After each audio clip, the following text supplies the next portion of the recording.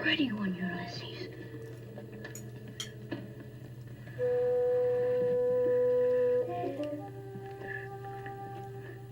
There it is. Hello BookTube, I'm Sean the Book Maniac. Welcome back to my channel. Here I am with another Friday Reads, and it's going to have to be quick. You'll be relieved to hear because I have to rush out the door. So, I have started 3 new books. There may or may not have been 1 or 2 bails this week, but I have, for whatever reason, I have started 3 new books that I'm quite excited to tell you about. The first one is a book of poetry. This debut collection of poetry won the T.S. Eliot Prize just a few days ago, which is how I heard about it. I'd heard the poet's name. The poet's name is Ocean Vuong. He's a gay Vietnamese-American poet, young, like 27, I'm not sure, very young. And this is his debut collection. I've heard his name on Twitter and here and there, but had never tried any of his poetry. And when the news of this prize came across Twitter or whatever, I checked Scribd, and Scribd is really coming through for me, because they had his book of poetry. It's called Night Sky with Exit Wounds, available as an ebook. I read the first poem and just about fell on the floor. I'm not a poetry reader, but when I like poetry, I really like it. And I'm now about a third of the way through this book, this collection, and Ocean Vuong is my favorite poet. I don't know anything about poetry. I don't know how to talk about poetry. When I try to talk about poetry on BookTube, I usually start waving my hands around so that trying to fill in with gestures the things that I don't know how to say. But the imagery and the power of these poems, it just rips me into little pieces, and what a beautiful feeling that is. He was born in Saigon, came as a very young man, toddler, as a refugee to America. His poems are about that part of his family's history, his violent father, and his sexuality, and they're just amazing. So I'm going to read to you a section from what I had called a prose poem. Most of his are in verse, and the line breaks are crucial to the understanding of the poem, apparently. And so that would be hard for me to set up textually because the line breaks are really intricate. But this is a powerful passage from a prose poem where the line breaks are important, so that's what I've chosen to read to you. This is from near the end of the poem called Immigrant Haibun. So of course 3 minutes ago I decided to check, what does Haibun mean? Well, hello! I didn't know. It's a literary form invented in Japan, Haibun, Japanese name. Prosometric literary form. I didn't have time to Google what the hell that means. Prosometric. But I can see prosody and meter in there, so prose and poetry, I guess that's what it means. The form, Haibun, combines prose and haiku. So, interesting. So this is part of the prose thing, and it's about, I guess, his parents.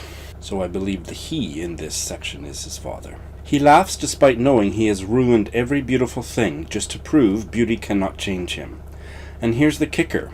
There's a cork where the sunset should be. It was always there. There's a ship made from toothpicks and superglue. There's a ship in a wine bottle on the mantel in the middle of a Christmas party, eggnog spilling from red solo cups. But we keep sailing away. We keep standing at the bow. A wedding cake couple encased in glass. The water so still now, the water like air, like ours. Everyone's shouting or singing, and he can't tell whether the song is for him or the burning rooms he mistook for childhood. Everyone's dancing while a tiny man and woman are stuck inside a green bottle thinking someone is waiting at the end of their lives to say, "Hey, you didn't have to go this far. Why did you go so far?" Just as a baseball bat crashes through the world. Alrighty then. So that collection of poetry is knocking my socks off. And I have also started just last night, so I've barely a few pages into it, the novel called The Roundhouse by Louise Erdrich. I've been wanting to read Louise Erdrich forever. And when I saw that Scribbles Reads, Joss over at Scribbles Reads, has her own book club, who knew? I'll put a link onto her video where I found out about it, and that this month's book is a Louise Erdrich novel, and I can't spend any money on books, but I had about $9 in my Amazon Japan account, and the ebook on Kindle was $8.50. I thought, okay, this is just meant to happen. So I downloaded it on Kindle, started reading it last night. I only got like 4 pages read, 3% of the book anyway, and starting out really good. Now it's another tough story. The book opens with the young he's an Ojibwe Indian living on a reserve in North Dakota with his elderly parents, or they're older than the normal to have a teenage son. As the story is opening, his mother has been brutally raped. We don't know who by yet. He and his father discover her. She drives home and she's in complete shock and in a bad way. And so this is not an explicit passage. It's only 3 sentences long, but it's about him with his mom in the back seat of the car as they're going to the hospital. I was holding my mother tightly now in the back seat of the car. Her blood was on me. I reached onto the back window ledge and pulled down the old plaid quilt we kept there. She was shaking so bad I was scared she would fly apart.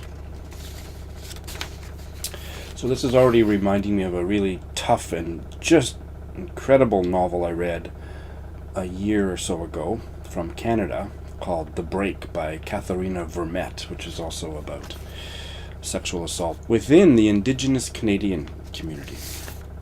And the last one, again, Scribd has really come through for me. I've been so eagerly awaiting Dennis Johnson's. I mispronounced his name because of being a Canadian, and we often pronounce, when there's only one N, we pronounce it Denis, the French way, but I double-checked after I made that video. Of course, in America, it's pronounced Dennis. So Dennis Johnson's posthumous collection of short stories, The Largesse of the Sea Maiden. And there it was. I think yesterday was its release date. I'm not exactly sure, but within the past few days, it was released, and Scribd had it as an audiobook as of yesterday. So I was delighted. So I've just listened to the first chunk of the first story. I think there's only 5 stories, and the first one's an hour long, so I've only listened to about 15 minutes of it, and I didn't make a note of what the name of that story was, but wow! I read Jesus' Son, which was his debut collection of short stories from like 1980s, just after he died. It was the first time I ever started reading an author immediately after they died. I've always been curious about what that would be like, and I did that with Dennis Johnson because I'd never gotten around to reading anything by him. And Jesus' Son is one of the most incredible collections of short stories that I've ever read. Loved it so much I don't know how to talk about it, but it's wonderful. So here I am starting his last collection, and it's very different in tone so far. He has gotten my attention from the get-go. So the first story opens at some kind of a dinner party among some friends, and first the topic is the loudest noise you've ever heard in your life, and they go around and there's some very interesting loud noises that they discuss. And then the topic shifts to silences, memorable silences. And the one younger guy who's an army vet he had served in Iraq, said that the silence that he remembers was when his leg was blown off with an IED in Iraq, and it was just a completely silent experience for him. And most of these people in the dinner party didn't know that he had an artificial leg, didn't know that he'd lost a part of his leg in Iraq. And so one woman asks if she could see it, and he says, well, I don't have a leg. She means, I want to see what's left of your leg. And he says, only if you kiss it. And she recoils, and then the dynamic of the dinner party shifts, and just without many people saying very much, the pressure is put upon her, and she does get down, and he does roll up his pant leg, and I won't say any more, but wow.